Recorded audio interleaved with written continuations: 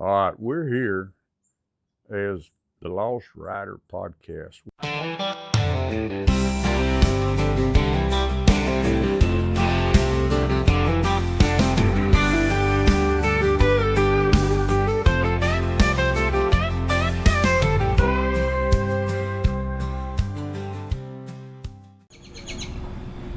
Good morning and welcome to this weekend's edition of News from the Camp House, listening post to the Texas Sportsman Association. This is Herman Brune. This weekend's edition is also brought to us by Shaw's Bend Country Club, Shaw's Bend Social Club, country club for folks who don't have a country club. All right, tell you what, we're here this morning. This week's program is coming to you from Hugo, Minnesota. We are at the POMA Conference. That's Professional Outdoor Media Association, National Outdoor Writers Conference here in Hugo, Minnesota. And I'm sitting here today with Mr. Garrett Edmonds. He's with the National Cattlemen's Beef Association. He is also works out of D.C. with the Public Lands Council. And okay, now these two things go together a little bit. If anybody's been keeping track, we've had through the years, we've talked a little bit about public lands, and that has come back into the national conversation again. And it is a convoluted topic really to delve into. But I'm gonna let Garrett explain it a little bit. And Garrett, how are you doing today? I'm doing well. Thank you for having me. Yes, sir. Okay. From the Public Lands Council, what do you do? Yeah, so I'm in the unique position where I get to be shared staff between the National Cattlemen's Beef Association and the Public Lands Council. For those out there that don't know what the Public Lands Council is, we represent the 22,000 federal grazing lands permittees in the West. So if you hold a federal grazing permit, whether you're grazing cattle or you're grazing sheep, we are your advocates and fighters in Washington that are, walking through the halls of Congress, talking with legislators, in regards to public lands, or with agencies when we have regulations come up. For example, if you may recall the public lands rule that we just got rescinded. This is our job, what we've been called to do. We are there for the ranchers that are on the landscape, keeping working lands working. All right, public lands. Now, when we talk about public lands, a lot of people, well, especially when you get right out of the American West, when you go down to Texas where everything's private property, or, you just get in the South where you don't really have near as much public lands. We're talking about national monuments. We're talking about national parks. We're talking about Forest Service. We're talking about designated federal wilderness areas. We're also talking about BLM, that's Bureau of Land Management. All right, so we're talking about all these various forms of public lands.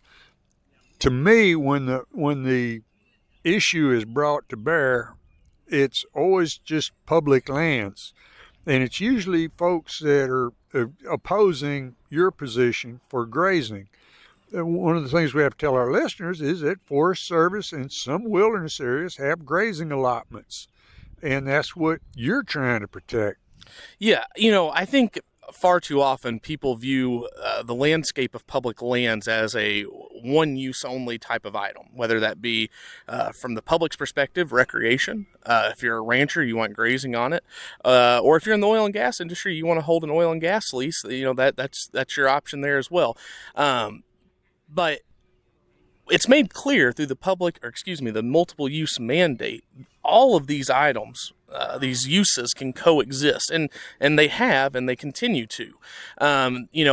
I think far too often there's a bit of I want to say just some combative nature between the ranching and the recreation community, but for years and years and years now, both have continued to coexist and do so very well, might I add. I think over time, ranchers have adapted to having more foot traffic come through their allotments. And at the same time, we see recreationists, observe the livestock on the landscape. Some actually make note and see the benefits of it, that ranching, that grazing provides to the landscape, whether you're talking fine fuels mitigation, taking care of invasive weeds, or just helping, rehabilitate habitat for, our native species. That's a role that we play that also benefits sportsmen alike. I was talking to a gentleman here who was like, I see more birds on the landscape that has had grazing on it managing the habitat than I do the landscape that's overgrown and not suitable for nesting and that sort of thing. These uses all coexist and work together. And I think one of the things that we do in Washington is educate, members of Congress as to how this all works together. Our producers benefit from having access to public lands for ranching and their grazing allotments. And, you're right. We have BLM lands. We have Forest Service lands. I mean, heck, we even have some National Park Service lands. And at the end of the day, we are doing the public and the government, for that matter, a service by managing them in a way that they can remain accessible. We're seeing far too often right now fires sweeping across the West. And, for years, and what we still know to be true is some fire is a good thing. It actually helps bring the habitat and the landscape back. But what we have seen from where grazing has been pulled off in certain areas, the amount of fine fuels that build up on the landscape, just the overgrowth, the fine fuels on the ground, the fires become so intense they're classified as catastrophic wildfires, which actually make it harder for the landscape to recover. Some fires good, but the fires we're having right now and are going to continue to have until we have more effective management are only going to get worse. All right. Okay. That's a long-winded explanation of things, but that's what we're up there doing. No, that's perfectly. That's what we need to know. All right, you work with the Congressional Sportsmen's Caucus? We do. We're a big tent kind of organization. We represent the ranchers that hold federal grazing lands permits. But again, we have issues that overlap with sportsmen, with recreation groups. And when you go to the halls of Congress, we have a strong voice with the ranching community. Don't get me wrong. But if we can build out coalitions and have working partners on the issues we align with, we're stronger for it. All right. Okay, and like we said, this is primarily in the American West that you see these types of issues come up. And it needs to be understood because the argument is nationwide. And this country is only going to get more urban. So it's a matter of not only educating the legislators, but it's a matter of letting people know, so that people understand these issues. The urban folks, the suburban folks, the people who work in cities who enjoy the recreation aspects and don't understand that multi-use is the reason that public lands were set aside to begin with. Exactly. And that's something that we also continue to try to do, to your point, is educate the public. As unfortunate as it was to see, when the wildfires swept through the Palisades area of California, and a lot of urban, wealthier individuals were impacted by that, it kind of woke a lot of people up to just how grave of a threat fire is, and even in areas where you wouldn't think it would happen. And we've really tried to capitalize on grazing's benefit to reducing wildfire risk, being used as a tool to put in fire breaks of sorts, to take those fine fuels off the ground. But additionally, you're exactly right. You have this urban concentration in the East who make trips out to the West to recreate, to hike, to see these beautiful landscapes that the American West has. And it's a new concept for them. They go out on these public lands, and when they see livestock, they may not fully understand why those livestock are there. And we have to step it up and continue to educate them and drive that home. And, I have a feeling a lot of them enjoy our products on their dinner plates in the evening. And so another thing is the bulk of, or I think it's 60% of the nation's cattle herd spend some time on federal lands in the West.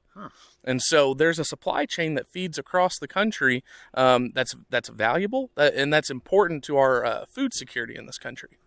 All right. Another aspect of this is historical use.